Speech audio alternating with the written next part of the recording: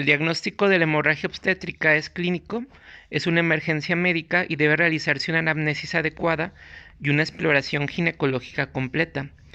El sangrado transvaginal indoloro y activo que se presenta al final del segundo trimestre hay que pensar en placenta previa.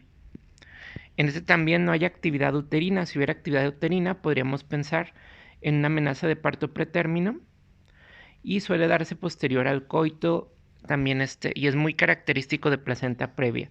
O sea, un sangrado transvaginal activo, indoloro, rojo brillante al final del segundo trimestre. En caso de que sospechemos placenta previa, tenemos que determinar las características del sangrado. Hay que investigar por medio de especuloscopía para ver el sitio del sangrado.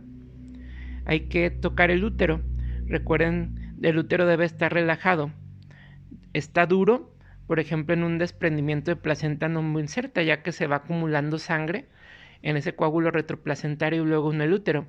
Recuerden esa complicación de un útero muy duro lleno de sangre, del desprendimiento placentario que puede darse en esta enfermedad que se llama enfermedad de Cuvillier, este útero grueso lleno de sangre.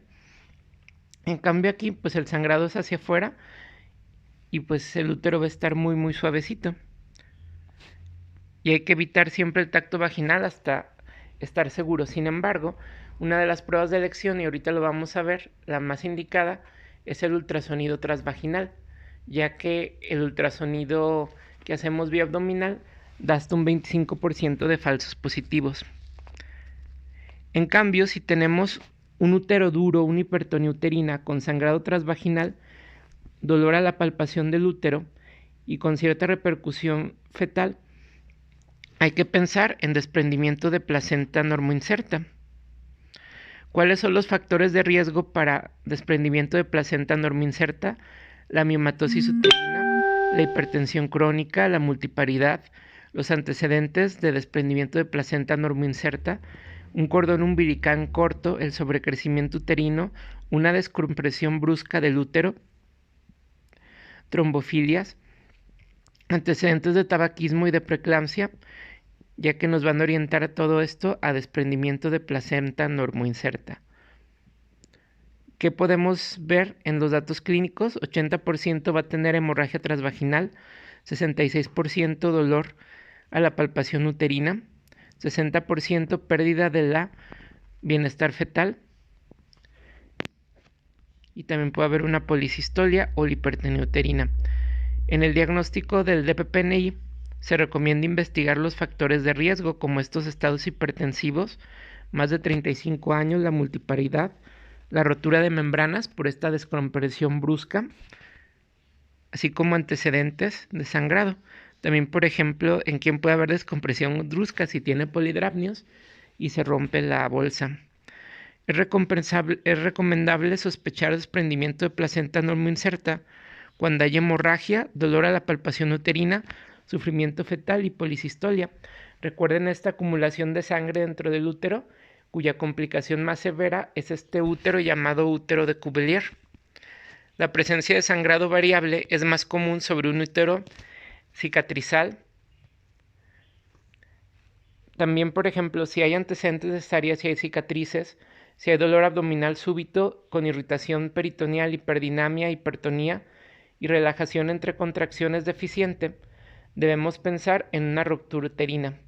Ruptura uterina, un sangrado variable en un útero cicatrizal con signos de irritación peritoneal, hipertonía y hiperdinamia y una relajación insuficiente, y con un registro cardiotocográfico que nos indique una hipoxia fetal.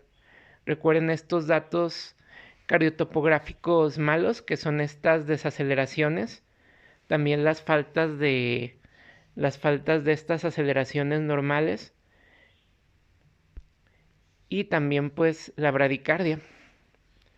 Establecer el diagnóstico de ruptura uterina. Primero, factores de riesgo, una cirugía uterina, especialmente si es muy reciente, la hiperdinamia uterina, o sea, un útero que está contrayéndose, también en quien puede haber hiperdinamia si estamos utilizando oxitóxicos o cualquier medicamento que haga que el útero se contraiga, como también prostaglandinas. hiperestimulación de la actividad uterina con oxitocina, dinoprostona y misoprostol, que son estas prostaglandinas.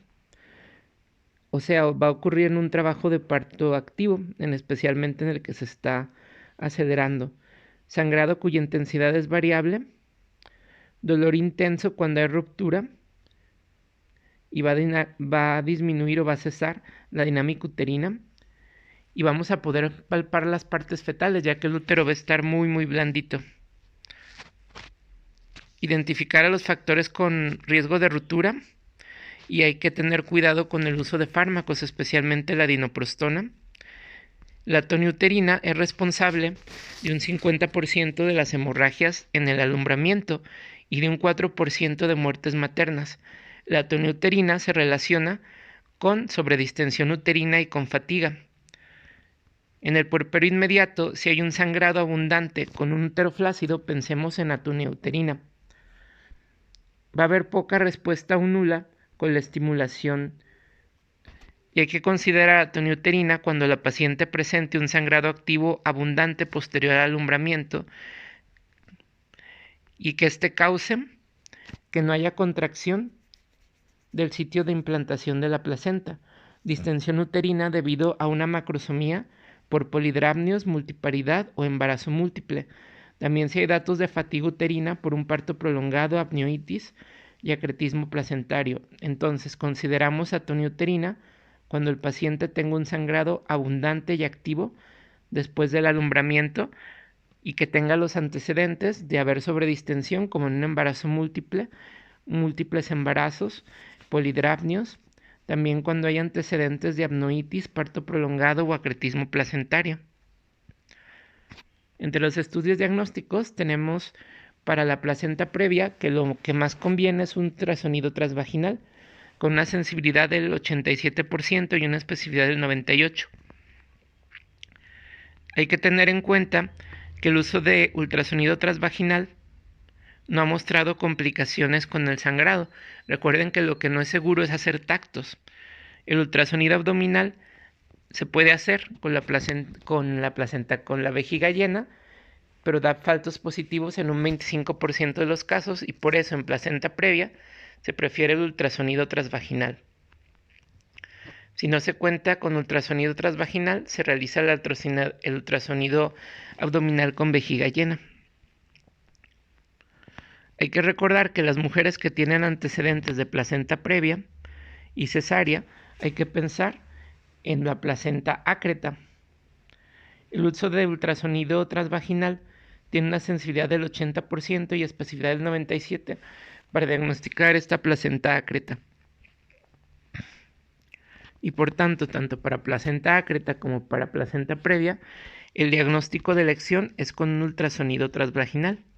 Por ultrasonido Doppler color, en una placenta ácreta vamos a ver este flujo lacunar focal o difuso, lagos vasculares con un flujo turbulento con una velocidad de pico sistólico mayor a 15 centímetros por segundo, una interfase serosa vejiga hipervascularizada y una marcada dilatación de los vasos en una zona subplacentaria periférica. Si no hay un ultrasonido Doppler, se puede utilizar un ultrasonido en escala de grises, donde va a haber una ausencia o adelgazamiento de menos de 1 milímetro de la zona entre miómetro y placenta, presencia de espacios vasculares lacunares dentro del parénquima placentario, adelgazamiento irregular y disrupción focal de la interfaz hiperecoica y extensión de la ecogenicidad placentaria más allá de la serosa. Si no contamos con ultrasonido Doppler, pues se puede hacer un ultrasonido en escala de grises. Los pacientes que tienen diagnóstico de una placenta previa total o de acretismo entre semana 28 y 34 tienen riesgo de alto sangrado activo, por lo cual hay que hacer pruebas para ver cómo está la biometría, cómo está la hemoglobina, cruzar paquetes, también la prueba de RH y pues realizar el parto a través de cesárea, realizar una cesárea. Los pacientes con diagnóstico de placenta previa y acretismo placentario deben realizar una biometría, tiempos, grupo y RH, ¿Qué podemos ver en el ultrasonido de un desprendimiento de placenta normoinserta? Zonas anecoicas retoplacentarias, zonas anecoicas intraplacentarias, grosor placentario, anomalías de borde placentario y alteraciones en configuración de placenta.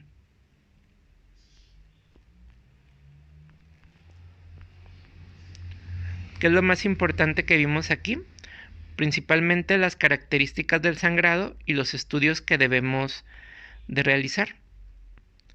Y también que siempre, en general, el ultrasonido transvaginal es más sensible, específico, e inclusive en casos de placenta ácreta y de placenta previa es muy seguro utilizarlo. Cuando pensamos en una placenta previa, cuando vemos este sangrado activo y indoloro al final del segundo trimestre, con poca actividad uterina o sangrado también postcoital. Cuando pensamos en un desprendimiento de placenta normoinserta, cuando el útero está hipertónico, es decir, está duro, un sangrado leve y generalmente oscuro, puede haber repercusión fetal, y cuando hay estos antecedentes de hipertensión crónica, multiparidad, cordón umbilical corto, sobredistensión uterina o descompresión.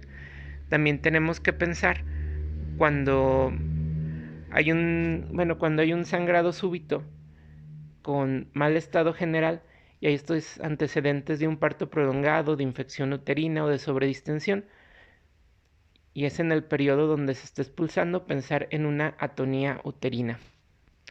También podemos pensar en una ruptura uterina cuando hay un sangrado variable en un útero previamente cicatrizal, es decir, cesárea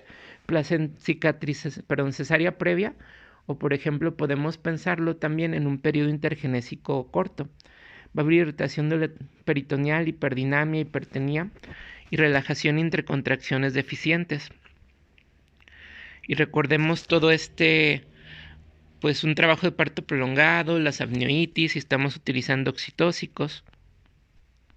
Y pues ¿cómo vamos a ver el abdomen? Pues va a estar blando y vamos a poder palpar las partes fetales.